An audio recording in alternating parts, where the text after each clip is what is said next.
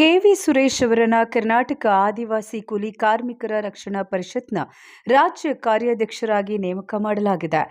ಮಾಲೂರು ತಾಲೂಕಿನ ಕೆಸರೆಗೆರೆ ಗ್ರಾಮದ ಕೆವಿ ಸುರೇಶ್ ಅವರನ್ನ ಕರ್ನಾಟಕ ಆದಿವಾಸಿ ಕೂಲಿ ಕಾರ್ಮಿಕರ ರಕ್ಷಣಾ ಪರಿಷತ್ನ ರಾಜ್ಯಾಧ್ಯಕ್ಷರಾದ ಡಾಕ್ಟರ್ ಎಂ ನಾರಾಯಣ್ ಅಧ್ಯಕ್ಷತೆಯಲ್ಲಿ ಸಭೆ ಸೇರಿ ಕಾರ್ಯಕರ್ತರೆಲ್ಲರೂ ಚರ್ಚಿಸಿ ನೇಮಕ ಮಾಡಲಾಗಿದೆ.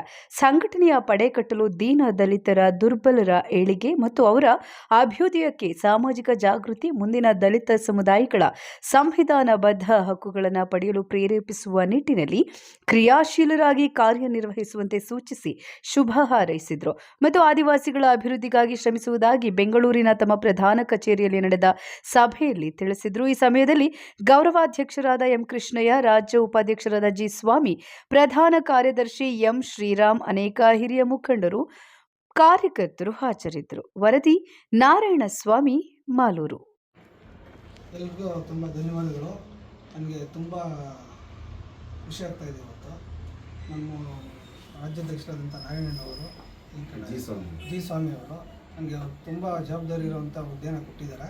ಇದನ್ನು ನಿಭಾಯಿಸ್ಕೊಂಡು ಹೋಗ್ತೀನಿ ಅಂತೇಳಿ ಹೇಳ್ತಾ ಇದ್ದೀನಿ. ತಾವು ಯಾವ ಪೋಸ್ಟಲ್ಲಿ ಇದ್ದೀರಿ? ಯಾವ ಇವತ್ತಿನ ಜವಾಬ್ದಾರಿ? ಹೌದು, ಕಾರ್ಯಾಧ್ಯಕ್ಷ, ರಾಜ್ಯ ಕಾರ್ಯಾಧ್ಯಕ್ಷರು.